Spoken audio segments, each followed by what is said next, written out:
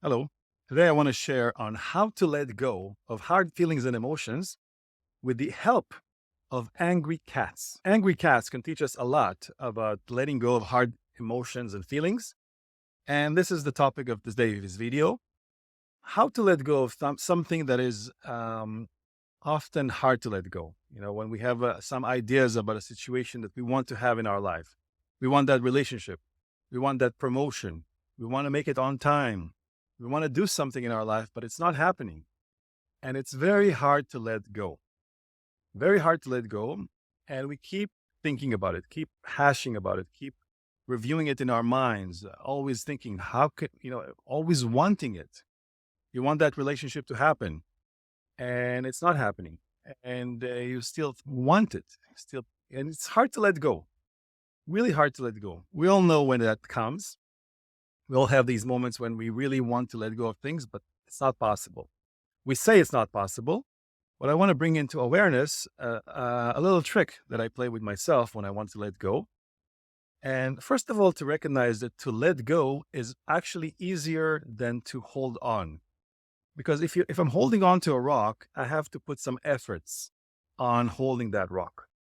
It's sometimes the rock is heavy, and of course, if I want to hold on to it, it's going to take a little bit of an effort to be able to sustain it. And of course, anything that you hold on to long enough, it's not going to make you feel pleasant. And the opposite of it is really to just recognize where the tension is and to just simply drop, simply open, simply relax.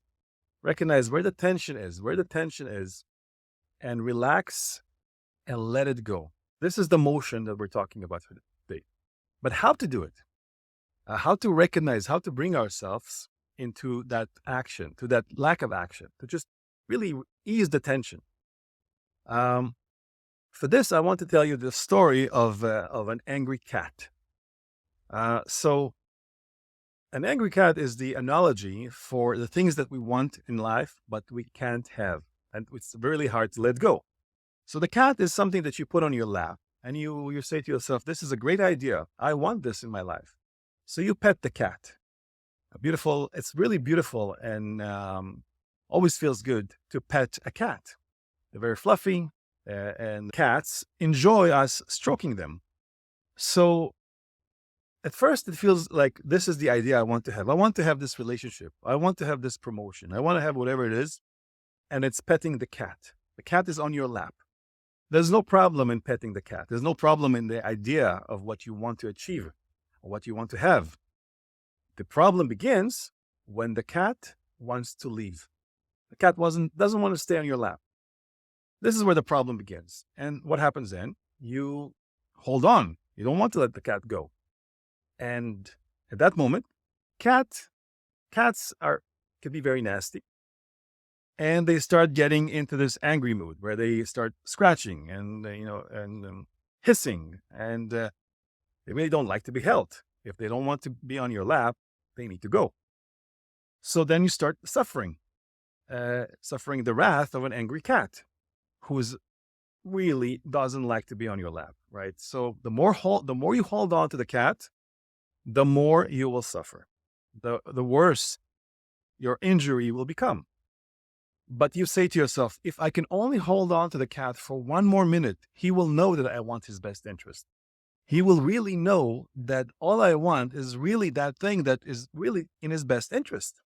I want that relationship. I want that promotion. I want that thing to be achieved.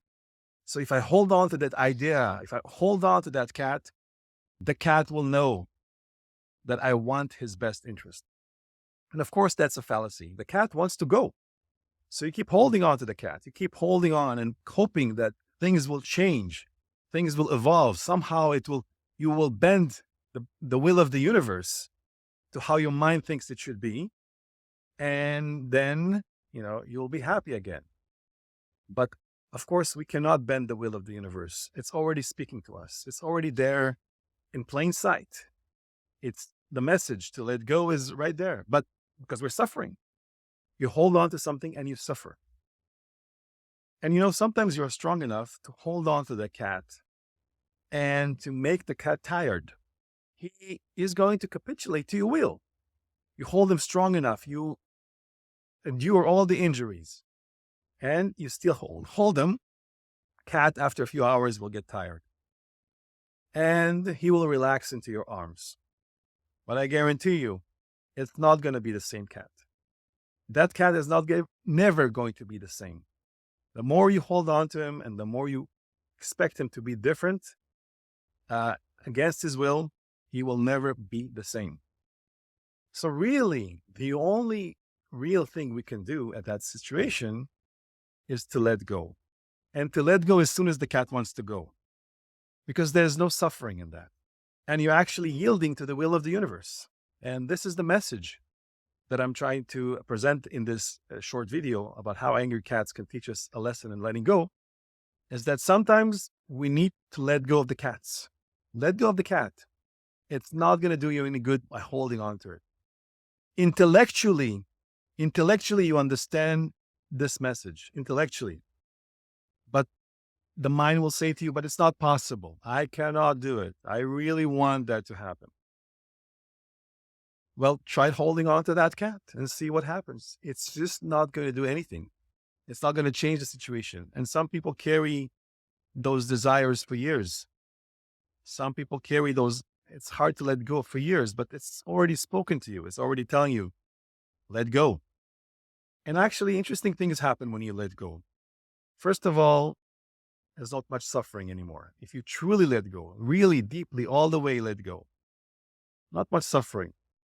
But then you clear the space for the next thing to appear in your life, for something that could be much more meaningful to you.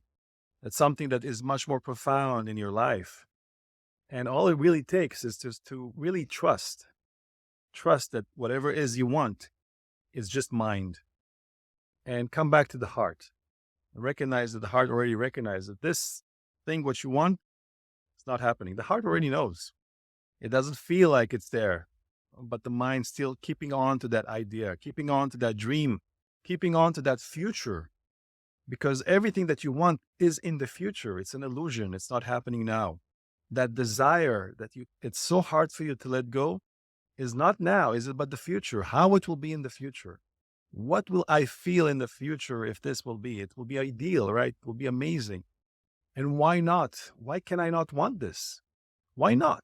I want this to happen. So you keep holding on. But in reality, you also keep suffering. And some people would say, well, I like the suffering.